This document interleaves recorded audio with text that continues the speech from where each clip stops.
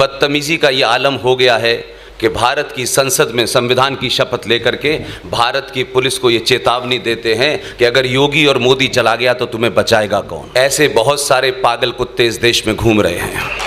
पागल कुत्तों के सामने मंत्र पढ़ने से पागलपना नहीं जाता जब तक गोली न मारी जाए।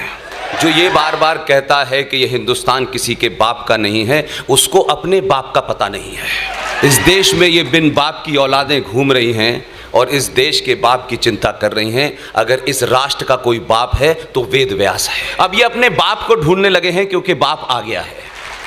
और ये वो लोग हैं जो हमसे हमारे बाप का पता पूछ रहे हैं और अपने बाप के बारे में 250 साल के बाद बता रहे हैं। जैसे कश्मीर में एक फारूक अब्दुल्ला नाम का मक्कार जिहादी, उसको 200 साल बाद पता चला कि 1722 में उसके पूर्वज कौल ब्राह्मण थे। अब ये अपने बाप को ढूंढने लगे हैं क्योंकि बाप आ गया है। उससे पहले बाप को नहीं ढूंढते थे, ये किसी के भी बाप के बारे में पूछते थे। एक और मक्कार था जिसने इस देश को एक लेमन चूस की गोली पकड़ाई और आप उस लेमन चूस को चूस रहे हैं। उस मक्कार का नाम था मोहम्मद इकबाल, जिसने भारत का तराना लिखा।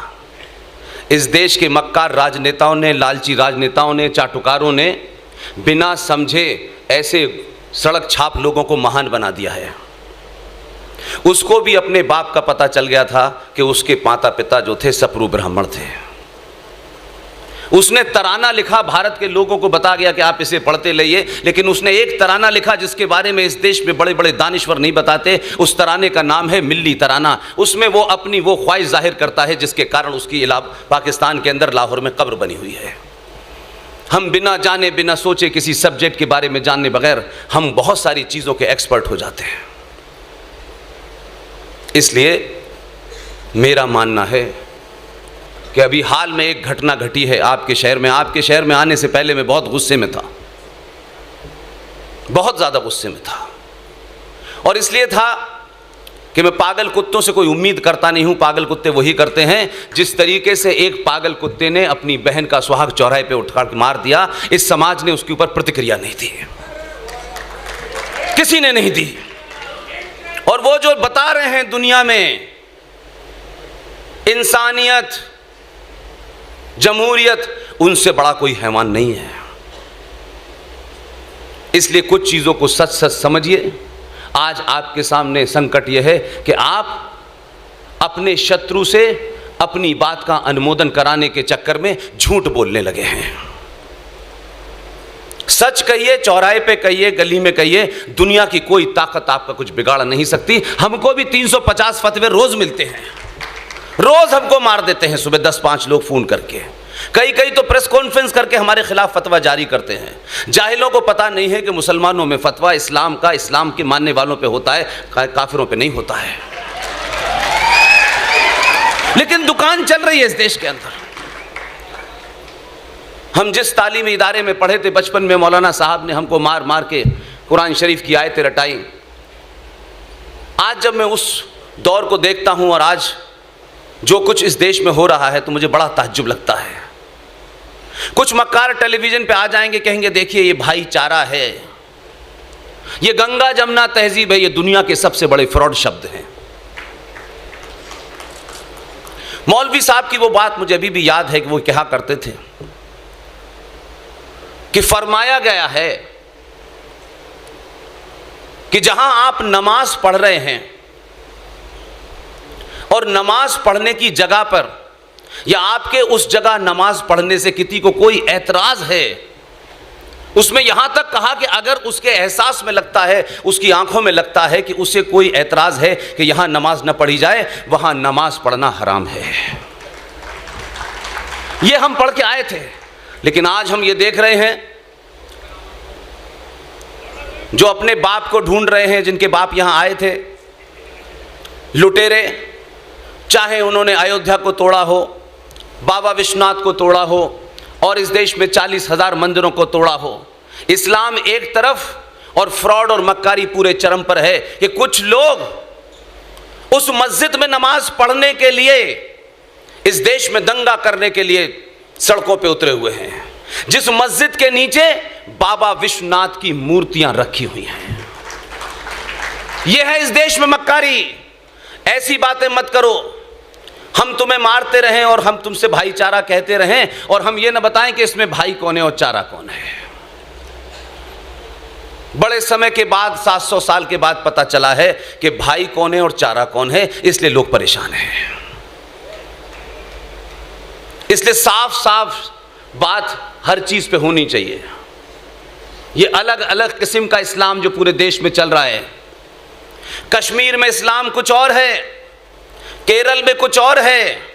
जहां 5% है वहां भाईचारा है, जहां 15% है वहां मानेंगे नहीं, और जहां मेजॉरिटी है वहां कश्मीर में कश्यप ऋषि के वंशजों को बिना उनके किसी कसूर के कश्मीर के अंदर मुसलमान इस्लामिक जिहादियों ने 2500 कश्मीरी हिंदू पंडितों की हत्या की, रेप किया, मर्डर किया और 5 लाख को भागने पे वापस कर दिया। लेकिन हिंदुस्तान का मुसलमान मक्कार आज भी बोलता है देखिए वो भाईचारा है, वो बाहर से आए थे, यहां से आए थे। ये नहीं कहता है कि हमें उतनी ही नफरत थी कि जिस लड़की ने अपना मजहब छोड़ करके सनातन का नाम पल्लवी रखा, उसने अपनी बहन के सुहाग को उजाड़ दिया। आपके नफरत का आलम यह है, लेकिन झूठ बोलने में सबसे आगे खड़े हुए हैं या आपको मूर्ख बना रहे हैं। इसलिए इस देश में कर्नल साहब से कहना चाहता हूं, कर्नल साहब आपकी फौज का जनरल पहला जनरल इस देश में हुआ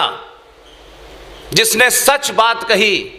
सच बात करने के बाद इस्लामिक जिहादी इस देश में बहुत परेशान थे, जगह जगह उसका नाम लेकर के गाली गलौज की गई। उनकी जिस तरह से दुर्घटना में मौत हुई, बॉम्बे के एक बाजार में जहां मुसलमानों की गिनती ज़्यादा है, इस देश की फिल्म इंडस्ट्री के एक बहुत बड़े कलाकार थे, उनकी पत्नी ने उनके लिए एक शोक सभा रखी। इस्लामिक जिहादी पहुंच गए, उनका पोस्टर फाड़ दिया और उनको श्रद्धांजलि नहीं देने दी। आखिर विपिन रावत से कुछ इस्लामिक लोगों की प्रॉब्लम क्या थी? क्यों उन्होंने ये कहा? क्योंकि विपिन रावत ने साफ साफ कहा कि भारत 2.5 युद्ध में ग्रस्त है। आपके पश्चिम में पाकिस्तान है, पूर्व में बांग्लादेश है, और इस देश के अंदर कई करोड़ जिहादी जो हैं वो इस देश की व्यवस्था को छिन्न भिन्न कर देना चाहते हैं। इस कहने से कुछ लोगों ने उसकी शोक सभा नहीं होने दी। यह है भाईचारा हमारा। इसलिए आज एक जगह नहीं, बहुत सारी चीजें करेक्शन हो रही हैं, और जब चीजें करेक्ट होने लगती हैं तो इस्लामिक जिहादी इस देश में कह रहे हैं इंटॉलरेंस बढ़ गया है। अगर ये इंटॉलरेंस भारत राष्ट्र को बचाने के लिए अच्छा है तो गली गली में ये इंटॉलरेंस बढ़ जाए तो भी अच्छा है। इस देश के हर बच्चे को इंटॉलरेंट हो जाना चाहिए उन जिहादियों के खिलाफ, उस कचरे के खिलाफ जो इस देश में जगह जगह गंदगी फैला रहे हैं, हत्याएं कर रहे हैं। इसलिए आपने गलती कोई आज नहीं की है। ये बात अलग है कि भाग्यनगर में डॉक्टर मोहन गुप्ता ने एक बड़ा काम किया है। हमने फ्रॉडों को, मक्कारों को उनके पोस्टर लगाना बंद कर दिया है। और आज आप जिस मंच पे इतने सारे लोग देख रहे हैं, इनमें जिनके भी पोस्टर लगे हैं, ये वो विजनरी थे जो इन मक्कारों को जानते थे। अगर आप सही मायने में सरदार पटेल को इस भारत का निर्माता मानते हैं तो 3 जनवरी 1948 में कलकत्ता के मैदान में सरदार पटेल ने जो स्पीच दी थी उसे जरा कान खोल के सुनिएगा। आज के ज़माने कोई दे देगा तो कोई कहेगा ये आरएसएस का एजेंट है, ये फलाने का एजेंट है, ये दिमागे का एजेंट है। सरदार पटेल ने साफ साफ उस वक्त के मुसलमानों को 2 टूक बात कही थी। आज कह दे तो लोगों को बड़ा बुरा लग जाएगा।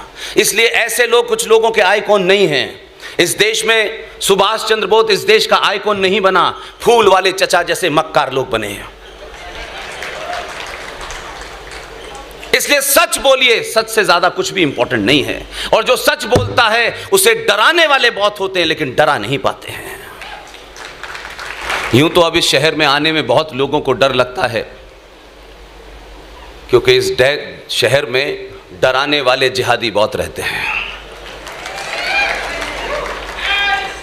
और वो यही नहीं डराते, वो दूसरे शहरों में जाके भी डराने की कोशिश करते हैं। और बदतमीजी का ये आलम हो गया है कि भारत की संसद में संविधान की शपथ लेकर के भारत की पुलिस को ये चेतावनी देते हैं कि अगर योगी और मोदी चला गया तो तुम्हें बचाएगा कौन।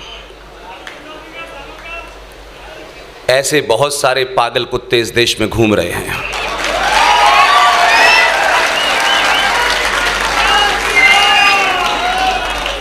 पागल कुत्तों के सामने मंत्र पढ़ने से पागलपना नहीं जाता जब तक गोली न मारी जाए।